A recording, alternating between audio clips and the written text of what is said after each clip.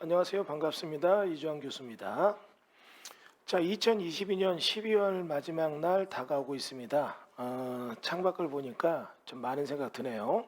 멘트를 준비한 건 아니고 촬영하려고 딱 앉았는데 저희 교실 강의실 밖으로 보이는 전경이 너무 바뀌었어요. 2015년도에 이 학원 오픈할 때는 앞쪽에 경관이 산세만 있었는데 지금은 산세가 하나도 없어지고 과천 지식정보타운, 지정타 이렇게 표현하죠. 아파트 단지 회색 건물로 쫙 도배가 됐네요. 변해가는 건 어쩔 수 없는 거죠.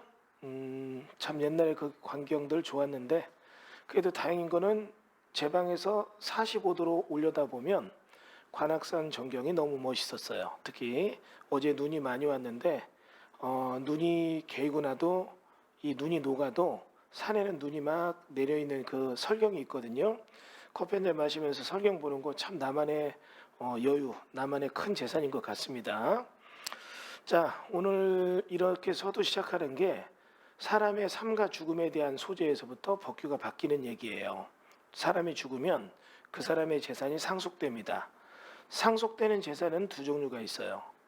재산, 긍정적인 플러스 요인의 재산. 빚도 재산이라고 하죠. 누가 그러더라고요. 자산 얼마입니까? 100억입니다. 와, 대단하시네요. 자본은 10억이고 부채가 90억입니다. 원래 자산이란 건 부채 자본이잖아요. 그러니까 근데 아버지가 죽으면서 빚도 재산이라고 물려주거든요. 그러면 아버지 죽고 초상 차리고 앉아있고 지내다 보면 갑자기 막 몇십억 몇백억의 빚이 확 들어올 때가 있거든요. 이러다 보니까 문제가 돼요. 옛날에 당진에서 경매로 낙찰받는데 명도하다 보니까 그분 얘기해요. 나는 그 사람 얼굴도 모른다. 근데 어떻게 해요? 죽었어요. 죽었는데 아들이 얼른 나 재산 포기했어요. 그러니까 어떻게 해요? 그게 상속법에 따라 다른 사람에 넘어가는데 이쪽은 그런 거 모르고 있다가 확 다 떠나버린 거죠. 그래가지고 집 경매당하고 그랬는데 이런 부분 등에 대한 게 문제가 있다 생각되니까 요번에 민법이 바뀐 겁니다.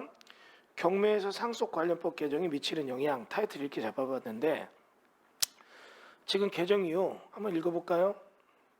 현행법은 상속인이 상속 개시 있음을 안 날부터 3개월 이내에 단순 승인, 한정 승인 또는 포기를 할 수 있도록 하고 3개월의 법정 기간을 적극적인 선택 없이 경과하면 단순 승인으로 의제하되 상속인이 상속 채무가 상속 재산을 초과하는 사실을 중대한 가실 없이 위 기간 내에 알지 못하고 단순 승인을 한 경우에는 구제하기 위해서 그 사실을 안날부터 3개월 내에 특별 한정 승인할 수 있도록 규정하고 있다. 그러나 그러니까 이거 뭐예요? 나는 그냥 아버지 죽고 몰랐는데 갑자기 빚이 딱 들어오는 거예요. 원래 이거 아는 거예요. 이제 아버지가 빚 많다는 거 알면 빨리 나는 상속 안 해. 포기하든지 아니면 어떻게 한정 승인 뭐냐? 나는 아버지 빚 범위 내에서 재산이랑 범위 내에서 하겠다. 그러면 되게 떨고 마는 거예요. 근데 그런 거 모르고 있었는데 나중에 문제가 되는 거죠. 이건 배보다 배꼽이 더 큰 거예요. 그러면 이런 경우에 중대한 과실 없이 위 기간 내에 알지 못하고 단순 승인을 할 경우에는 구제하기 위해서 3개월 내에 특별 한정 승인을 할 수 있도록 규정하고 있다. 그러니까 어떻게 해요? 나 몰랐는데 보니까 재산 아버지 살집 그냥 상속 등기했는데 아버지 집 2억인데 빚이 10억이야? 그럼 그거 안 날로부터 특별 한정 승인을 할 수 있도록 규정하고 있다.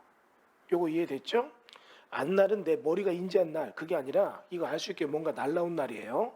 나 몰랐다. 봐도 나 문맹이라 몰라요. 이런 거는 나 몰랐다. 이런 거 법이 안 통해요. 받았으면 안 거예요. 그런데 문제는 미성년자 상속인인 경우 스스로 법률행위를 할 수 없기 때문에 법정 대리인이 상속을 단순 승인하거나 특별 한정 승인하지 않으면 상속 채무가 상속 재산을 초과하더라도 미성년자 상속인 본인이 의사와 관계없이 피상속인의 상속 채무를 전부 승계하여 상속 채무에서 벗어날 수 없고 미성년이 된 후에도 정상적인 경제활동을 영위하기 어렵게 문제가 되어 있다. 이런 거 정말 심각한 문제죠. 애들이에요, 어린애. 그게 실제로 있었던 일입니다. 아버지가 운전하다 교통사고 나서 이게 사고가 났는데 보험회사 쪽에서 일단 아버지가 가해자를 보고 물어준 거예요, 피해자들한테. 그리고 어떻게 해요? 가만히 있다가 일정 시간 지난 다음에 아들이 어린애였어요. 그 당시에. 근데 한 4년 뒤 5년 뒤에 갑자기 얘한테 구상을 청구하는 거예요. 네 아버지가 물어주는 거였다 이건. 네 아버지 과시 중대과실이고 이건 우리가 보험에서 물어주니까 내놔라. 아버지 죽었으니까 네가 내놔라. 이게 문제가 돼가지고 이걸 한문철 변호사라고 왜 이렇게 그 교통사고 전담 변호사 유튜브 하는 분이 막 썼더라고요. 그래서 그분이 항의해서 보험회사가 이제 되려주고 말로 받았죠. 이미지 확 깎이니까 영업이 안 되고 보험회사 불면등이 나오니까 공식적인 사과하고 그 아이 자랄 때까지 학비도 대주겠다 막 이러니까 나온 적이 있었거든요. 하여튼 뭐 그런 얘기가 계속 나오는데 마찬가지예요. 뭐 엄마가 외부모로 사업하다가 어렵게 하다가 애들도 키우다가 죽었는데 아들은 뭐 16, 14, 뭐 13 이런 애들 뭔지 모르잖아요. 그리고 일정 지나고 났는데 이게 어떻게 해요? 이런 거에 대해서 모르면 나중에 애들은 평생 이게 빚더미에서 살아야 되는 거잖아요. 자, 그러면 그러나 미성년자 이런 부분에 일단 문제가 있으니까 이와 관련해서 대법원 2020년 11월 19일 선고, 2019년 232918 전환합의체 판결에서도 상속채무가 상속재산을 초과함에도 미성년자 상속인의 법정 대리인 한정승이나 포기를 하지 않는 경우 미성년자 상속인을 특별히 보호하기 위해서도 특별히 입법조치 별한다는 다수견이 있었다. 이에 상속 개시 당시 미성년자인 상속인이 법정 대리인의 상속에 단순 승인을 하였다더라도 이와 관계없이 미성년자인 상속인은 성년이 된 후 한정 승인할 수 있는 특별 절차를 마련함으로써 미성년자 상속인의 자기결정권 및 재산권을 보호하라는 것이다. 한편 이런 내용에 대해서 이런 얘기해가지고 해서 조문을 명확히 하고자 한다 해서 주요 내용의 개정 내용에 요거 나번에 보면 미성년 상속인은 상속재무가 상속재산을 초과하는 상속을 성년이 되기 전에 법정 대리인이 단수승인한 경우 미성년 시기의 법정 대리인 인식 여부와 관계없이 성년이 된 후 본인은 상속의 상속재무 초과 사실을 안 날로부터 3개월 내에 한정승인할 수 있다. 그럼 나 아버지한테 물려받은 게 5억인데 5억 범위 내에서만 내가 하겠다 얘기할 수 있다는 얘기죠. 이런 내용이 등장했고 현황 특별 한정승인의 요건을 충족하지 못하거나 해당 요건에 해당되지만 그에 따라 한정승인하지 아니한 경우에도 특별 한정승인이 적용되는 것을 명확히 했다. 그 여러분 이 얘기가 지금 나오는데 그럼 이게 이제 경매에서 어떤 일을 가져오게 되느냐 이거를 한번 생각해 보겠습니다. 자, 여러분 이제 경매에서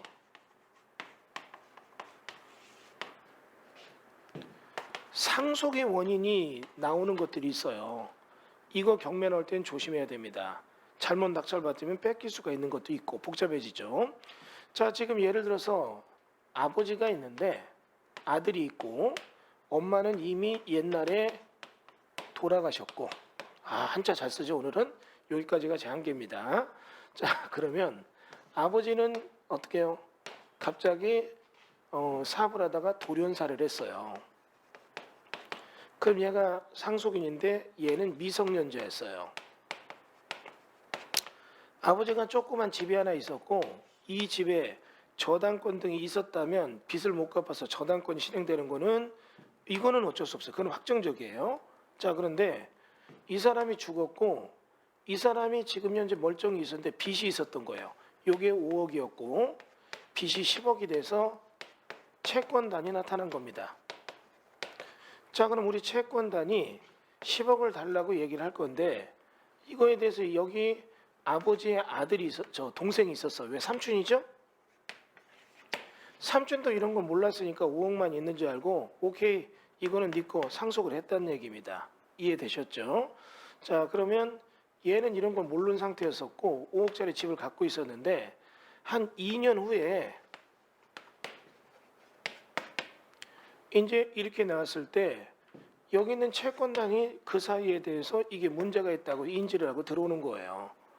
들어와 가지고 이제 이 상태에서 10억에 대한 거를 여기다 압류를 걸고 이런 부분 등에 대해서 경매를 넘겼다고 가정을 합니다. 그러면 여기는 지금 현재 5억의 빚이 있는 거니까 문제가 없었죠. 요거 이해되셨을 겁니다. 자, 그럼 문제가 없어가지고 이거는 빚도 5억이 넘어간 거니까 5억에 기인해서 경매 넘어가니까 이거는 문제가 없어요. 그러면 이렇게 됐을 때는 이거는 경매로 넘어가면 낙찰자 만약에 K가 나타나면 K는 전혀 문제 없어요. 문제가 없는데 이제 이런 겁니다. 이들도 이런 부분에 대해서 아들한테 너무 심한 거 아니냐 해가지고 어떻게 못하고 그냥 있었던 거예요. 있었던 거고, 이 아들이 이제 이렇게 되어 있었는데, 자, 여기서 이제 상황이 이렇게 되는 게 아니라 좀 다른 얘기로 꼬이는 겁니다. 어떻게 되느냐? 여기 보니까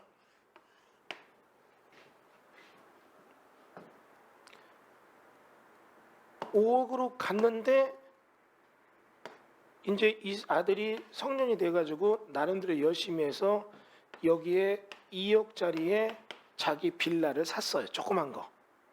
그러면 얘는 5억과 2억이 있었죠. 그런데 뒤늦게 이들이 10억에 대한 빚을 갖고 들어온 거예요. 그럼 그동안은 이게 이미 상속된 거니까 10억이 예빚이잖아요. 그러면 5억에 대한 거를 여기다 어떻게 치고 5억이 남으니까 이걸 쳤죠. 그래서 이거를 지금 현재 Z가 받았죠. 그럼 그동안은 이건 Z 거였어요. Z 거. 그런데 이제 바뀌는 스토리 보세요. 얘는 이런 거 몰랐다가 나중에 알고 나니까 이미 상속 한정 이거 다 인정된 거니까 빚이 10억 그대로 온 거였잖아요. 이해됐죠? 근데 앞으로는 어떻게 해요? 얘가 미성년 되는데 20대가 넘어가서 지가 벌었어. 근데 이게 치고 들어오면 나는 뒤늦게 안 날로부터 어떻게 해요? 3월 내 나 한정승인 하겠다. 그때 아버지 재산 5억이었고 니들 거 5억으로 칠게. 그럼 요거는 경매 넘어가는 게 맞지만 요거는 경매 안 넘어가는 거예요. 이제 이해되셨어요? 다시요. 이제 여러분 이거는 이런 법규가 개정될 때 이제 자주 나오진 않지만 혹시라도 상속의 기인해서 뭐 이렇게 망자 뭐 누구 재산인데 상속이 뭐 이렇게 나올 때는 이 스토리를 좀 잘 보셔야 돼요. 그래서 이제 보면 얘들이 압류를 걸었으면 이런 거에 대한 압류 건 소송, 가압류 이런 소송 읽어보면 아버지가 죽었을 때 원래 빚진 돈을 아들이 상속받아서 나왔다 이러면 재밌는 건 아버지 재산 상속받은 거는 경매 넘어가서 하는 건 되지만 아들 재산이 이후에 이제 이것 때문에 부풀려서 들어왔다면 아들은 어떻게 해요? 나는 이거 안 날로부터 3개월 해서 이거 할 수도 있다는 얘기죠. 여태까지는 이제 이런 게 없었지만 앞으로 이럴 때 많이 터질 겁니다. 그러니까 이런 게 이제 제도적으로 완전하게 다 구비가 돼서 정리가 될 때까지는 요 과정 중에서는 간극에서 이런 거 선의의 패자가 나와요. 이 중에 선의의 패자 누구? Z. 판결문 다 있고 뭐 하니까 이렇게 될 수 있잖아요. 제 얘기 뭔지 이해되셨죠? 예. 그런데 이런 부분 등에 대해서 여러분이 한번 좀 이제 조금 지나면 제도적인 게 완전히 완비가 되죠. 무슨 얘기냐면 여기는 아들이 이런 거 잘 모르면 당하는데 나중에 이제 듣다 보면 안날로부터 3개월을 할 수 있다 뭐 이런 얘기 나오면 어떻게 해요? 자기 방어를 또 할 거 아니에요. 그럼 자기 방어를 하면 그 사이인데 여기는 압류 걸려서 경매는 진행돼서 그 사이에 낙찰됐는데 얘는 이거에 대해서 한정승인했다 아니라고 해서 이제 어떻게 해요? 취하나 뭐하고 하면 나중에 이건 잘못된 경매였다 돌려놓다 달라 이러면 어떻게 해요? 뺏길 수가 있으니까 이런 거 조심하라는 얘기죠. 이해되셨죠? 자, 이번에 개정된 법률에 대한 거 한껏 찍어서 설명드려봤습니다. 자, 일단 뭐 여러분 이렇게 보시고 2022년 저물어 갑니다. 사람이 죽고 사는 얘기도 정해진 일들이고 제 앞에 보이는 전경도 바뀌는 것도 정해진 일들이에요. 그거를 순응하고 내가 변해되는 거에 빨리빨리 적응하면서 나의 자리를 확실히 지키는 것도 필요한 것 같아서 한번 조금 멘트 날려봤습니다. 이것도 지금 제가 개정된 거 읽어보니까 야 이런 거 있겠구나. 과거에 있었던 몇 번의 개정 과정에서 개정된 법률이 사회적으로 안착되기 전 그 과도기적 상황에서 뭐 여러 가지 변화가 있었던 사례들 많이 봤기 때문에 그런 거 한번 가정한 시뮬레이션으로 제가 문구 한번 찍어봤습니다. 자, 감사합니다. 마치겠습니다.